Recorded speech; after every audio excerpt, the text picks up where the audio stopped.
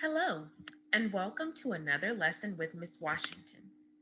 Today, we're going to learn about how scientists classified or named organisms and how they identified them, how they grouped them in evolutionary trees as well, determining which organisms had the same common ancestors or who most likely did.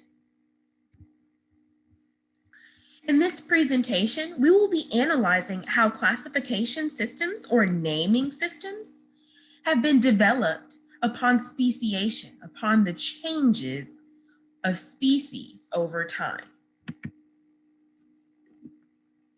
Some essential questions to think about in this lecture are: what evidence do taxonomists or scientists who name organisms use to determine the degree to which species are related to one another?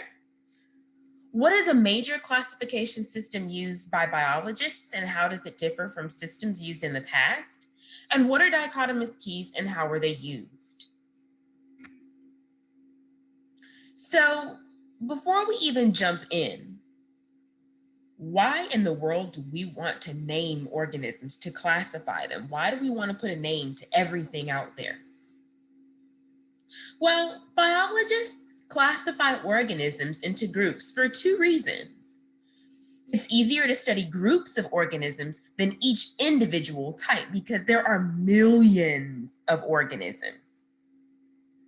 And it also helps scientists to reveal information about their evolutionary relationships, what they have in common, what they don't have in common.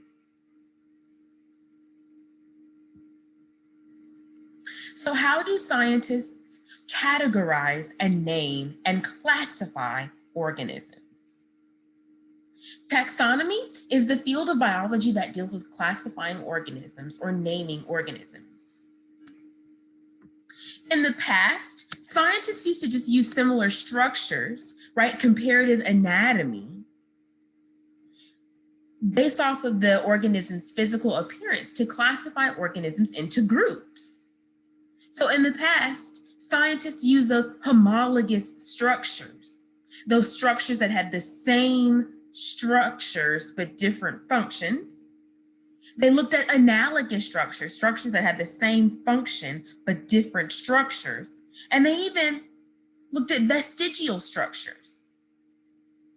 So in the past, scientists went off of physical appearance. So, for example, Miss C made this wonderful presentation, and she put this example that just physically looking at these two pictures, you would think that Miss C is related to the young man on the right, purely based off of physical appearance, that she's more closely related to him than she is to the young lady on the left. However, today, scientists still use similar structures, but they're also, with the help of technology, able to observe embryo development, chemical processes, biochemical structures, DNA, amino acid sequences, biochemical similarities,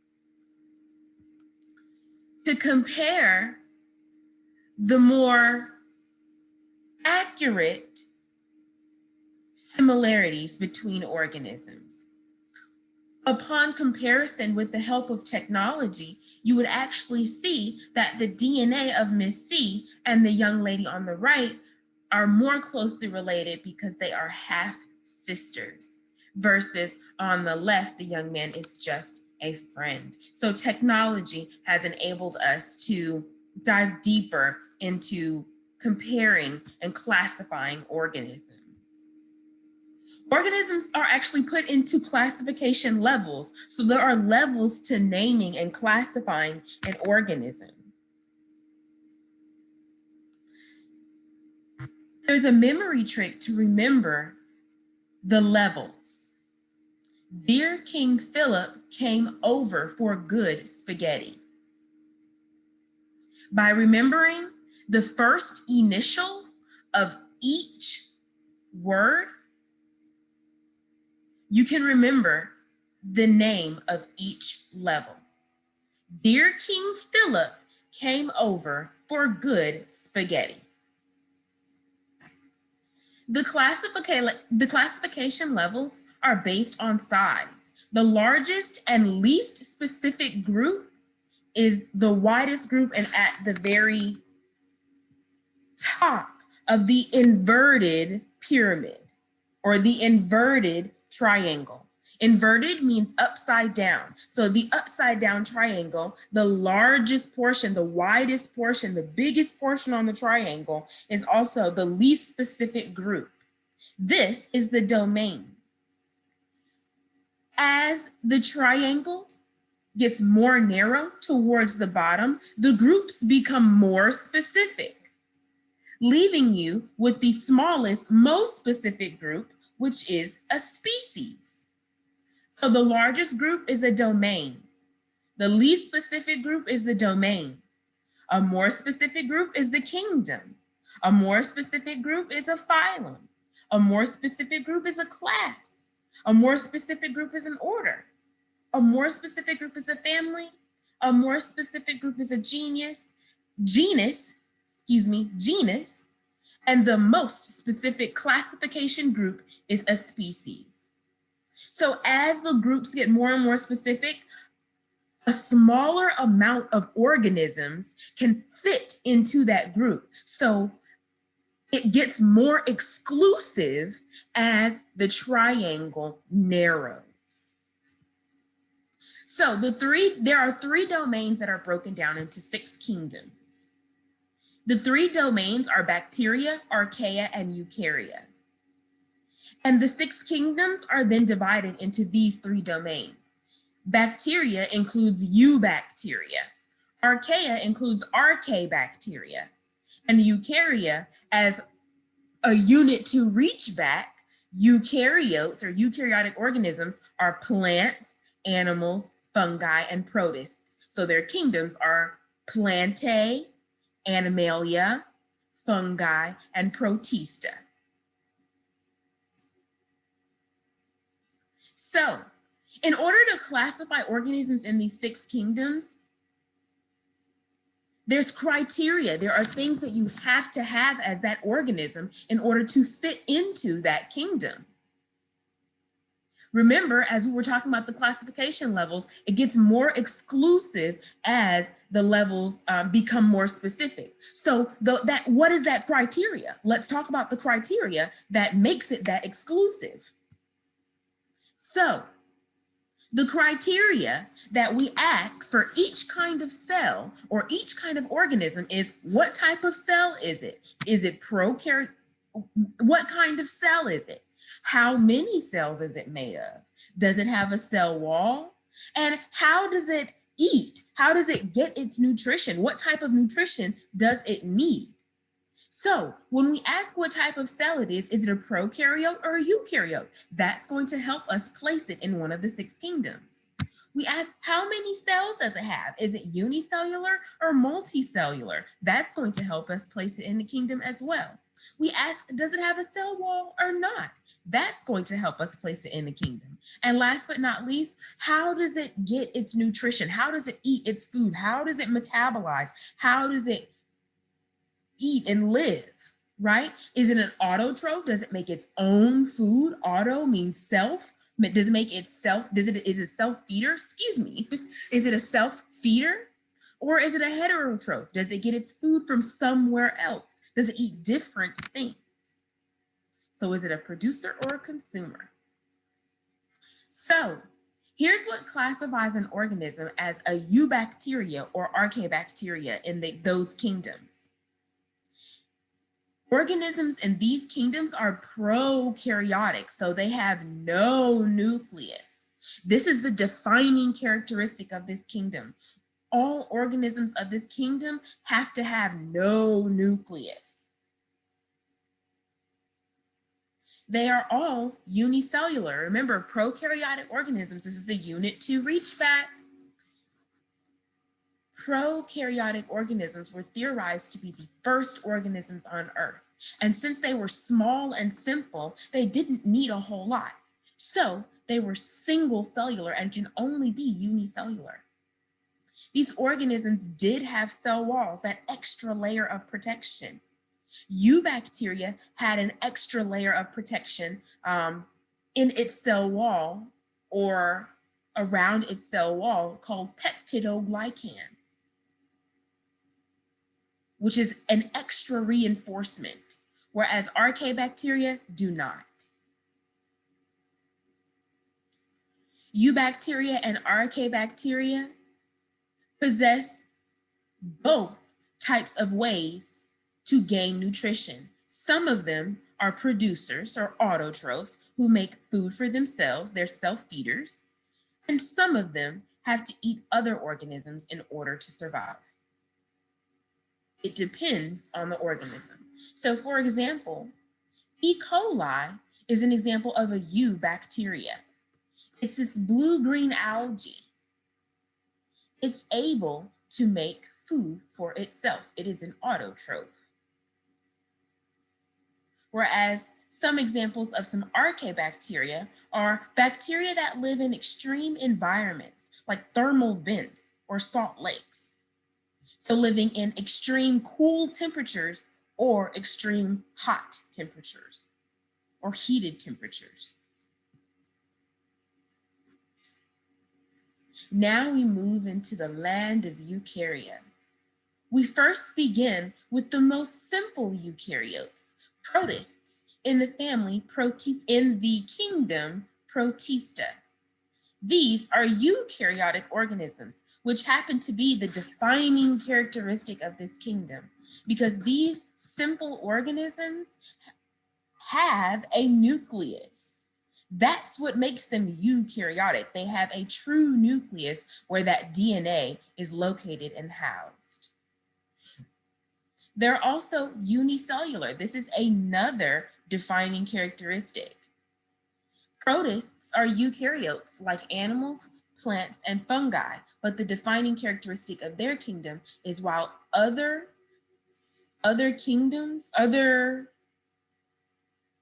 families in the kingdom have multicellular beings, protists can only be unicellular, single cell.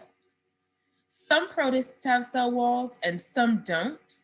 And some protists are able to feed themselves as autotrophs, and some protists are not. They have to eat other organisms.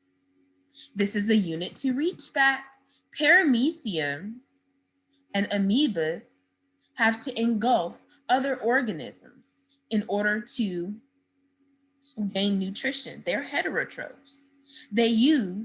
Amoebas use their pseudopods to move. Parameciums use their cilia to move. Whereas euglena and algae are autotrophs. They have chloroplasts, which allow them to photosynthesize and make their own food. Euglena possess those flagella and eye spots to help them detect light and move towards a source to make food. Fungi are eukaryotic organisms as well, and most of them are multicellular, made out of many cells. Fungi do have cell walls. They contain a special protein called chitin. All fungi are heterotrophs. They absorb their nutrition. This is a defining characteristic of their family. Fungi are decomposers like mushrooms, yeast, molds, and mildew. Plants are eukaryotic organisms that have nuclei. They are multicellular organisms that have cell walls that contain the sugar cellulose. Cellulose gives the cell wall extra reinforcement so that the plants can stand up big and tall to the sun so that they can do photosynthesis because they are autotrophs. They make their own food. This is the defining characteristic of their kingdom. of the family. Kingdom, family, kingdom. Some examples of some plants are mosses, flowers, ferns, trees, and grasses. And last but not least of the eukaryotes are us, animals. Animals are eukaryotes. We have nuclei, and most of us are multicellular. We do not have cell walls, and all of us are heterotrophs. We have to eat and gain nutrition by ingesting or consuming other organisms. Some examples of some animals are sponges, worms, insects, fish, amphibians, reptiles, birds, and mammals. We have no cell walls, and we are all multicellular, which are our defining characteristics. So now that we know what the defining characteristics of each kingdom are and what we need to classify as, or what criteria we need to possess in order to fit into that kingdom, how do we name ourselves? Well, Carolius or Carolus Linnaeus came up with a system for naming organisms called the binomial nomenclature. Bi means two, and nomial means name. So every organism has two names. The two names consist of the genus as the first name and the species as the second name. The genus is always capitalized and the species is always lowercase. The genus is like the general area that the organism fits into, and the species is the more specific area that it fits into, or a classification level that it fits into. So humans are Homo sapiens. Homo is the genus and sapiens is the species. Dionea miscupula. Dionea is the genus and miscupula is the species, otherwise known as a Venus flytrap. Now, let's talk about how scientists identify organisms based on the way that they look. Scientists use a two-part naming system and a two-part naming system key in order to name organisms and classify them by their genus and their species. This is how we use that two naming system in order to classify organisms based off of what they look like. So dichotomous means divided into two parts, and this key is always divided into two parts at each step. This tool helps scientists to identify organisms in the natural world, like trees, rocks, flowers, and even reptiles. It always gives two choices in each step.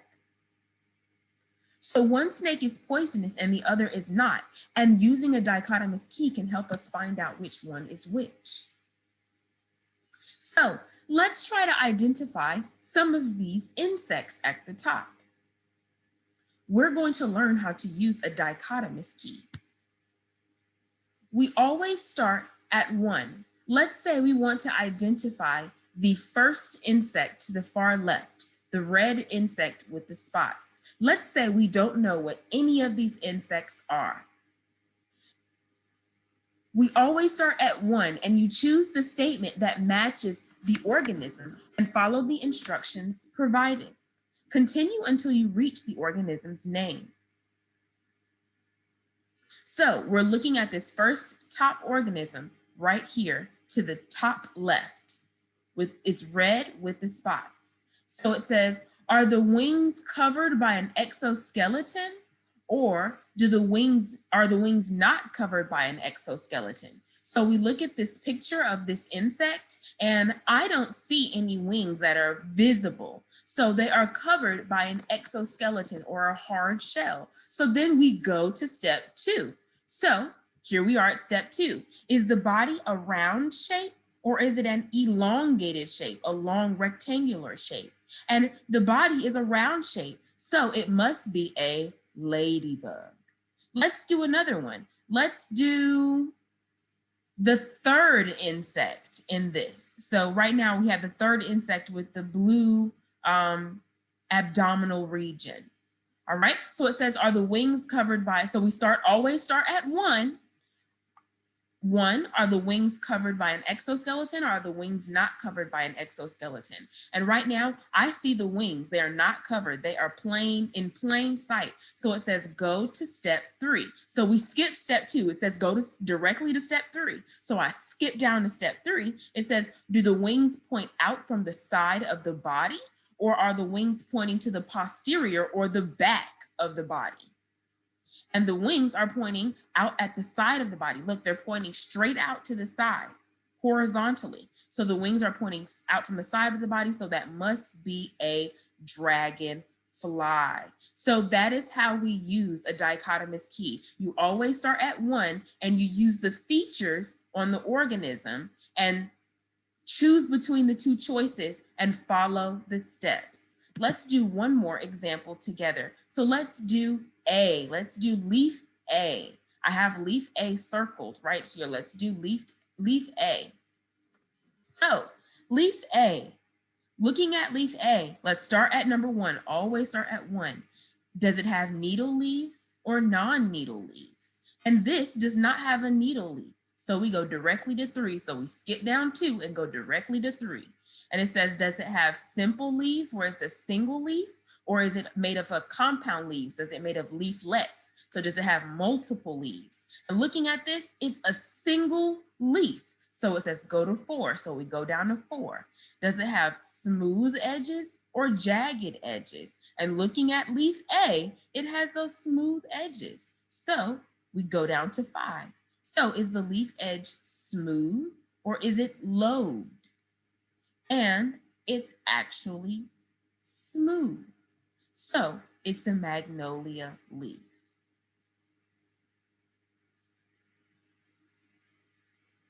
All right. So it's a magnolia leaf. So all you have to do is you just have to look at the picture of the organism and then follow the criteria, the 2-pronged criteria. Try D on your own.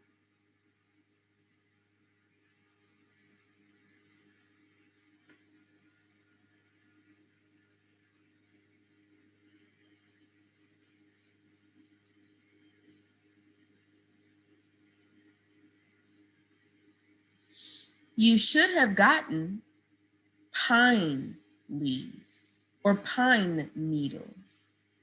So looking at D, does it have needle leaves or non-needle leaves? It has needle leaves, so I go to 2. 2 says, are they clustered or are they singlets? And they're clustered, so it is a pine needle or pine.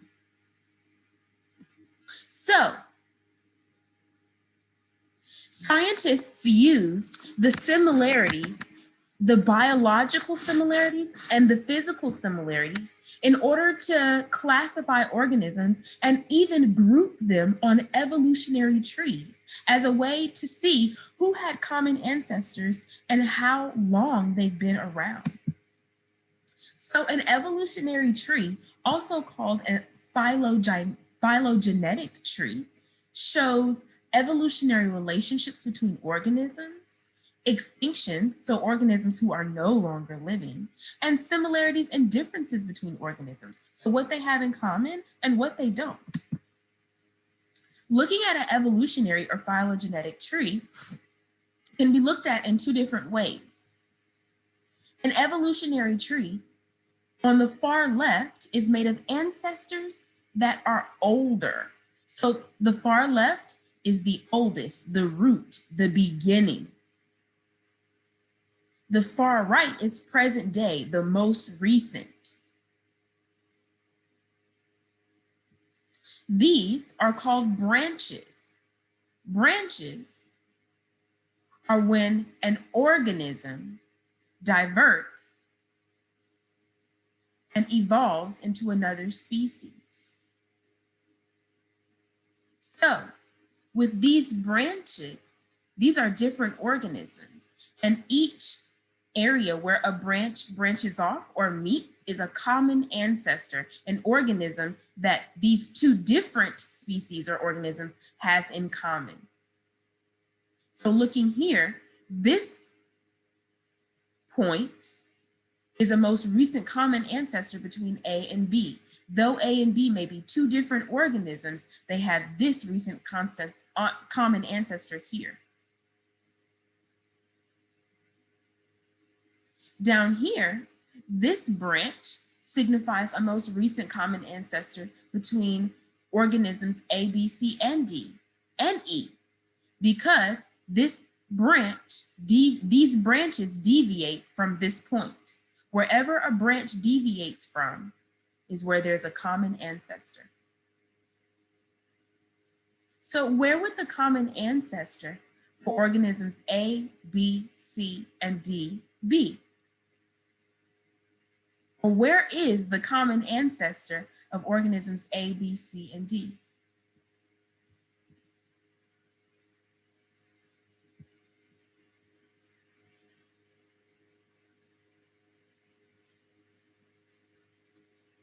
Exactly, right here, because this branch point is where all these organisms came from. So this common ancestor possessed something that all four of these organisms have in common, but do not have in common with organism E. Good job.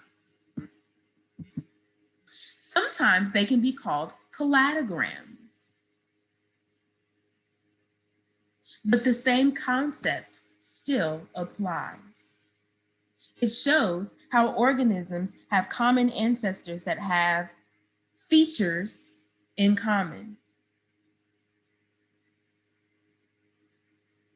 So for example, sharks, ray fin fish, amphibians, primates, rodents and rabbits, crocodiles and birds all have the same common ancestor down here, because all of them have vertebrae or spines,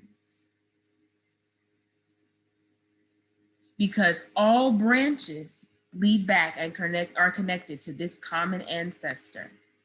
However, as we move from a longer period of time or a earlier period of time to a more recent period of time, we see differences started to develop over time in these organisms.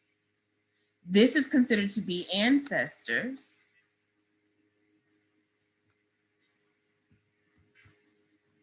And this is the most recent.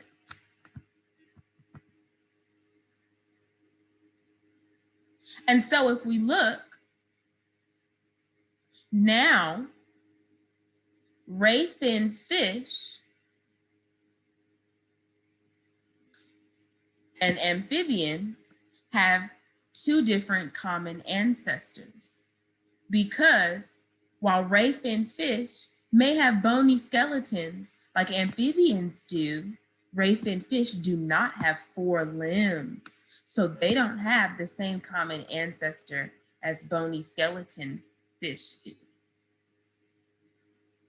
Different common ancestors and organisms become more closely related when their branches are closer together.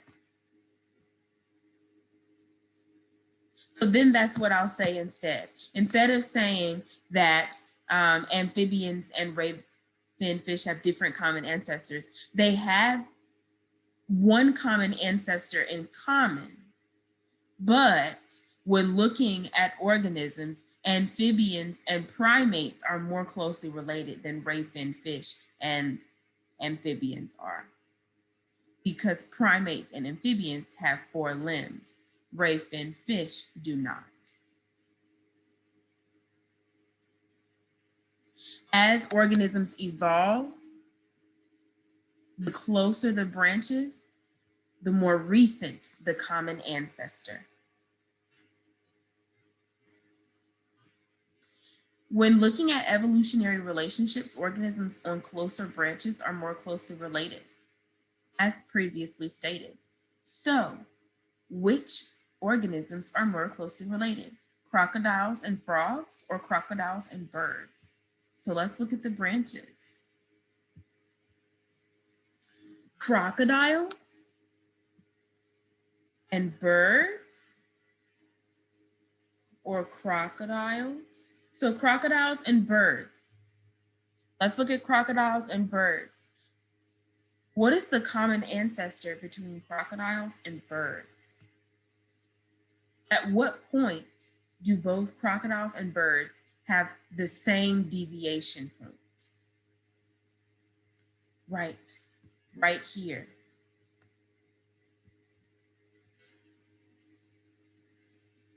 Crocodiles and birds both have a common ancestor here. All right, so that's how far away their branches are. Let's do crocodiles and frogs. So crocodiles and frogs. Where is their common ancestor? So we come down to their meet point. Boom, boom. Their common ancestor is down here. So who is more closely related? Crocodiles and birds with a common ancestor more recently, or crocodiles and frogs with a common ancestor more anciently? Right, it's crocodiles and birds. You would think that crocodiles and frogs, right? Because crocodiles and frogs are reptiles. But no, crocodiles and birds are more closely related based on this evolutionary tree. Evolutionary trees also show similarities and differences. So organisms in the same groups that have branches that come off the same groups have the same common ancestors. Organisms that branch off from the same common ancestor share similarities in structure, in DNA, and even their proteins, right? So for example, all mammals branch off at the same point. So right here, whoops, sorry. All mammals branch off at the same point.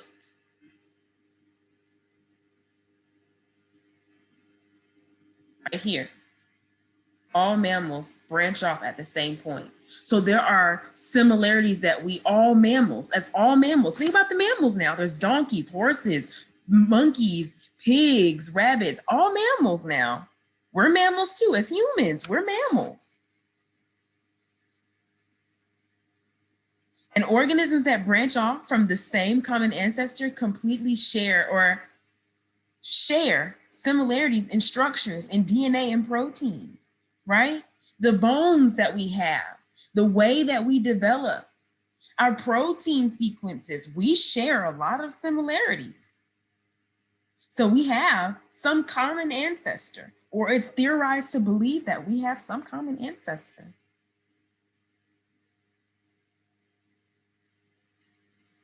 Looking at monkeys and humans, we have a common ancestor here. Look at that branch. Donkeys and horses have common ancestors right there.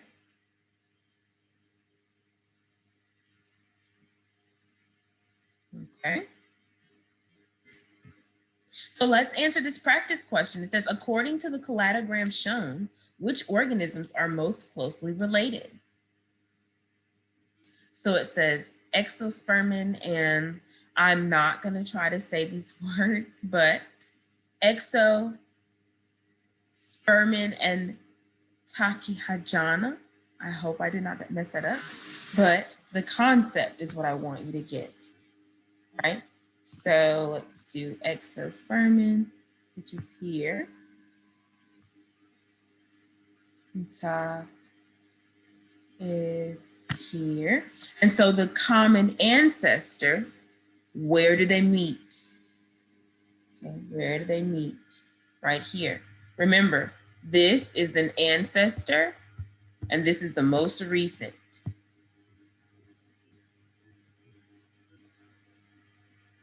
Okay. So that's their common ancestor. Let's do exospermin in Tasmania. So exospermin in Tasmania. We draw a line down. There's a common ancestor right there. All right. Phylloleum and Bubia. So Phylloleum and Bubia, their common ancestor is here. Phylloleum and Drenus. Phylloleum and Drenus. We come down.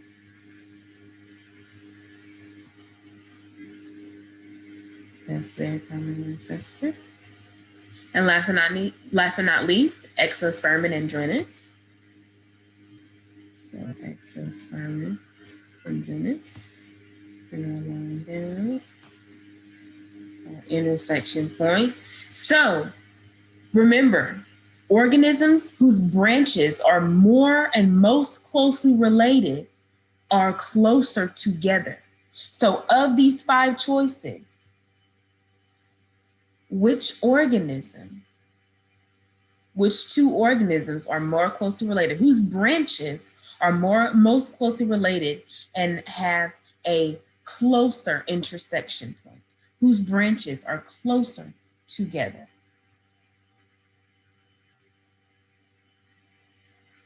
Exactly.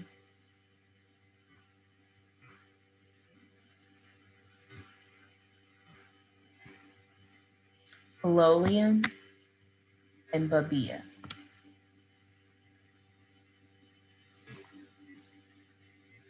Phylloleum and Bubia, whose branches are the closest together and they have the most recent common ancestor.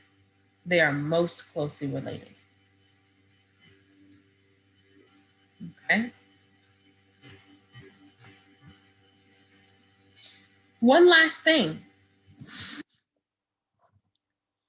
Evolutionary trees can also show extinction.